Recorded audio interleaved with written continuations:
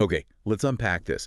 The recent PKR elections uh, threw a bit of a curveball, didn't they? They certainly did. Nurul Izzah, Anwar Ibrahim's daughter, she actually defeated Rafizi Ramli, the guy known for all those intricate economic formulas. Yeah, it was quite the result. It immediately makes you wonder what's really going on there with power dynamics, the state of reform movements, that kind of thing. That's exactly the question we're diving into today. We've got this interesting article titled Pertarungan Kuasa Rafizi versus Izzah Apa Yang Rakyat Perlu Tahu. Right.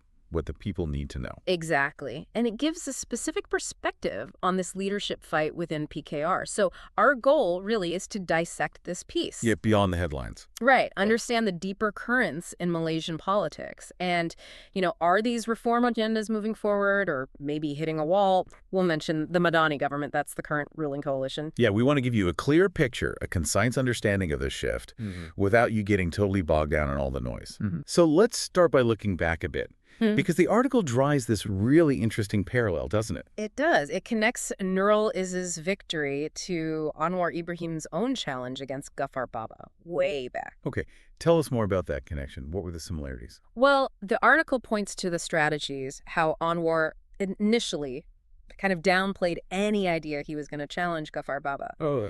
But then, quietly, support started shifting. MNO division leaders started moving towards him. And eventually, Ghafar Baba just didn't have the numbers. He had to concede, apparently only had a fraction of the party behind him. And it wasn't just about the maneuvering behind closed doors, was it? The article mentions specific campaign tactics against Ghafar Baba. That's right. It wasn't just policy. The campaign apparently focused quite heavily on his background. Like what? Well, the fact he was a former primary school teacher, his perceived limited education, even his English fluency or lack thereof. Yeah, really getting personal. Yeah, and even his title, just in Ghafar Baba, was used to paint this picture. Like a village guy, a grassroots Malay fighter, framed as maybe less sophisticated for the times. Which, you see that sometimes in politics, don't you? Weaponizing background instead of debating issues. It definitely happens. It distracts from the substance, often. So thinking about that history, the big question the article asks is, are we seeing similar things now in this Rafizi versus Nurul Izzah contest? Is it just policy, or are there other things bubbling under the surface? That's the core question. And the author of this piece seems to think so. Oh, definitely. The author says quite directly they actually expected Rafizi to lose. Really? Why? Not just a guess, I assume. No, there's reasoning laid out. It connects to Rafizi's own actions, or at least the perception of them. Okay. The author points to Rafizi's perceived anger, his demeanor, suggests it might have played a role. Anger. Yeah. And there's even a mention of karma, specifically linked to his past actions towards the late Khalid Ibrahim. Karma. That's a strong word in a political analysis. It is.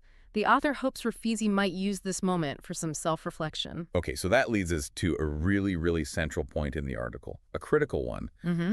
Has the reform agenda itself been sidelined? Yeah, the article is pretty blunt here. It suggests Rafizi himself abandoned the reform agenda once he got into a position of power. Ouch. According to the author, all those principles and promises about reform, they only really came back out during campaign time. And the article doesn't just point the finger at Rafizi, right? It says something similar about Nurul Izzah. Yes, that criticism is extended. It says Nurul Izzah also seems to have, perhaps, forgotten the reform struggle, that the topic mostly just comes up during campaigns for her, too. And it lists specific examples of those promises. It does. Things often mentioned, like free education, freedom of speech, tackling corruption, and then it points out the irony. Which is? That she lost her parliamentary seat in Permatangpa, her father's traditional stronghold. Yeah, that was a big upset.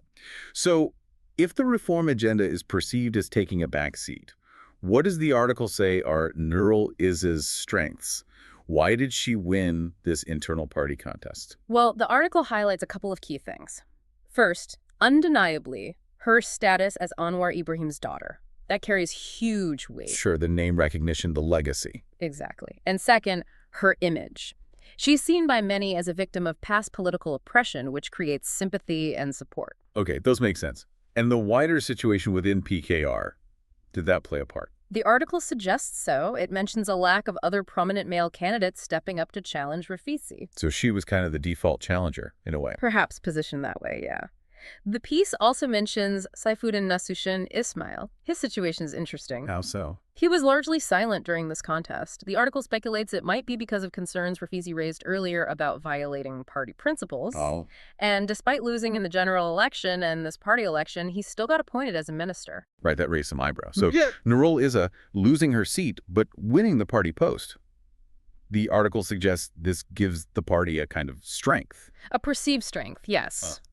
Primarily because of that family connection. It's about the symbolism, it seems, more than recent electoral success. Got it. So, okay, symbolism, family ties. But what about the actual campaign? What messages were being pushed, according to the article? Well, it sounds like standard stuff, really. Election promises, trying to get public attention, appealing to those undecided voters. Fence sitters. Exactly. And of course, invoking reform. The struggle for the weak, principles, past struggles, trying to create some nostalgia. A familiar playbook. Very. But then the article draws this sharp contrast between that rhetoric and what it calls the reality on the ground. And this is where the criticism gets really intense, right? What's this reality the author describes? It's quite a list. Unfulfilled promises, still no free education, rising cost of goods, car and fuel prices haven't changed as promised, politicians apparently getting richer through appointments, subsidy cuts hitting people, highway tolls still there. That's a lot already. It keeps going. A Zambaki not arrested, criminals allegedly being released, a lack of freedom of speech with mentions of alleged SKMM interference, Wow. oppression of the poor, small traders being mistreated, free land for illegal construction groups, even protection for durian cartels by MPs. It's a really extensive and, frankly, damning list presented by the author. That paints a very, very different picture from the campaign messages. Completely. And it leads the author to ask a very direct question. Which is? Does this reality, this list of issues, align in any way with the values of a reformist movement? It's a fundamental challenge. Yeah, absolutely. So if that's the reality painted by the article, why the opposition to Rafizi within the party? And why were the other parties in the Madani government supposedly happy he lost? The article offers a specific reason. It says the perception was that Rafizi, as prime minister, would be difficult to work with. Difficult how? Inflexible in negotiations. That seems to be the main point. And apparently this was a concern shared by Anwar Ibrahim himself. So the fear was, what? He might rock the boat too much. The article suggests the risk was the potential collapse of the whole Madani government if Rafizi became PKR president. Though you could argue maybe inflexibility means sticking to principles. That's the other side of the coin, I suppose. And Nurul Izzah, how is she seen in contrast? Well, the perception described in the article is that she's Anwar Ibrahim's puppet, his chosen successor, essentially. Ah, more controllable, perhaps. That seems to be the implication. The article notes her peaceful campaign was welcomed by DAP, Amana, even UMNO, and also got support from those hoping for Najib Razak's release. Interesting alliances, or perceived alliances there. Definitely suggests broader political calculations were involved beyond just PKR members. The article then gets quite cynical, doesn't it, looking at why people get into politics at all. Yes, it shifts focus to motivations. It basically suggests that for many, it's less about the cause and more about personal gain. Does it give examples? It does, and they're quite pointed. It questions if Adam Adley would earn the same as a teacher versus in politics.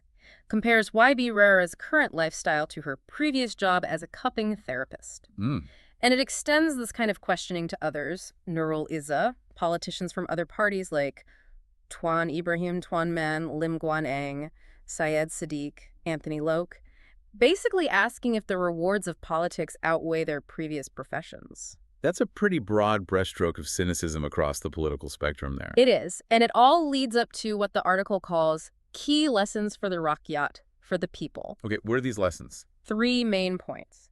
First, the article claims politicians are hypocritical and untrustworthy unless they actively prove otherwise. A pretty stark view. Assume the worst until proven otherwise, basically. Pretty much.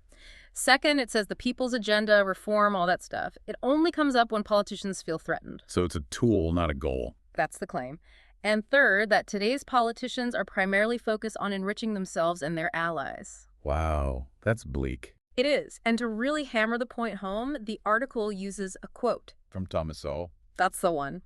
Politics is the art of making your selfish desires seem like the national interest. Oof. That really sums up the cynical perspective. It certainly fits the tone of this part of the article. So after laying all that out, the article turns to the fence-sitters again. Those voters who aren't hardcore party loyalists, what's the message for them? It says they need to be aware that all this political drama, as the article calls it, is primarily aimed at them, not the diehard supporters. Because they're the ones who can swing things. Precisely. So the article urges them not to be passive spectators. It says they need to be active.